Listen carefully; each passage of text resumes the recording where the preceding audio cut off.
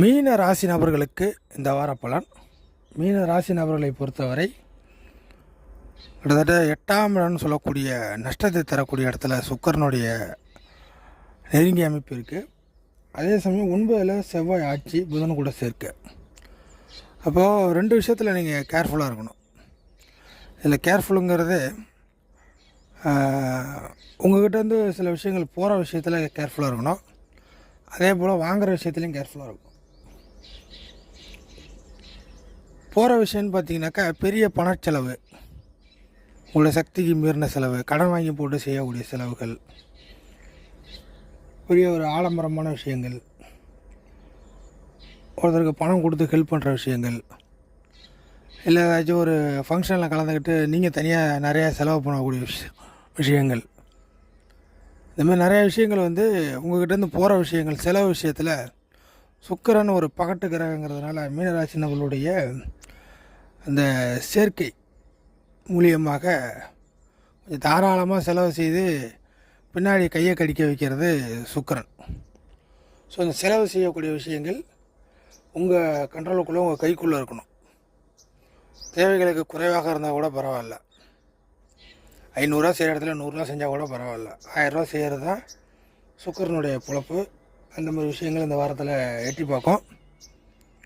So சுக்கிரன் இந்த மாதிரியான ஆசைகளை மட்டும் அதிகப்படுத்தி விட்டு ஒரு பெரிய பளிச்சுன்னு சில விஷயத்தை செய்ய வைத்து அதுதான் மன சந்தோஷம், மன திருப்தி அப்படிங்கிற மாதிரியான சுச்சுவேஷனுக்கு கொண்டு போய் விட்டுரும். ஸோ அந்த மாதிரி விஷயங்களை மீனராசி நபர்கள் கொஞ்சம் அவாய்ட் பண்ணுறது நல்லது.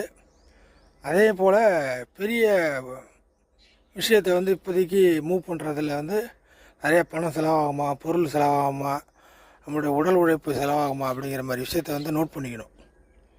பெரிய பொருட்செலவு விஷயங்கள் தற்சமய சூழ்நிலைக்கு சிரமத்தை கொடுக்கும். இன்னொரு விஷயம் வாங்கிறது. ஸோ தேவைகளை மையப்படுத்தி உங்களுக்கான சில விஷயங்களை உள்ளிழுத்து போடுறது, வாங்குகிற விஷயங்கள் உங்களுக்கு கை கொடுக்கும். அப்படி அந்த வாங்குகிற விஷயங்கள் கை கொடுக்குற சுச்சுவேஷன் இருக்கிறதுனால அந்த உங்களுக்கு வாங்கி கொடுக்கக்கூடிய நபர் 3ஆம் நபர் இடைப்பட்ட அமைப்பில் இருந்துச்சுன்னா 3ஆம் நபருடைய சூழ்நிலைகள், சுச்சுவேஷன்கள்லாம் தெரிஞ்சுக்கிட்டே நீங்கள் வாங்கணும். நீங்கள் நேரடியாக வாங்குறது வேறு. 3ஆம் நபரை வைத்து சில விஷயங்களை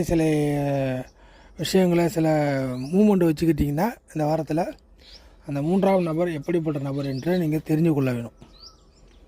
இல்லைனா அது ஒரு நேரம் சரியாக இருக்கும், ஒரு நேரம் சரியில்லாத மாதிரி போகும். அப்புறம் நீங்கள் தான் மனசை தேத்திக்கிற மாதிரி இருக்கும். என்னமோ சொன்னாங்க, செஞ்சாங்க, நானும் பண்ணினேன், கடைசியில் அப்படி ஆகி போச்சு, பார்த்துக்கலாம் அப்படிங்கிற மனசை தேத்திக்கிற மாதிரி ஆகிடும்.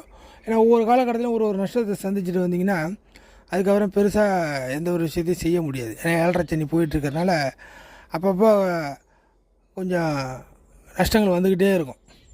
ஒட்டு மொத்தமாக சேர்த்து பார்க்கும்போது தான் பெரிய லெவலில் நம்ம இழந்துட்டோமோ அப்படிங்கிற மாதிரி பின்னாடி தெரிய வரும். அதுக்கு இந்த மாதிரி கோச்சார கிரக நிலைகள், மாத வார கிரக நிலைகள்லாம் இந்த மாதிரி ப்ராப்ளத்தை கொடுத்துரும்.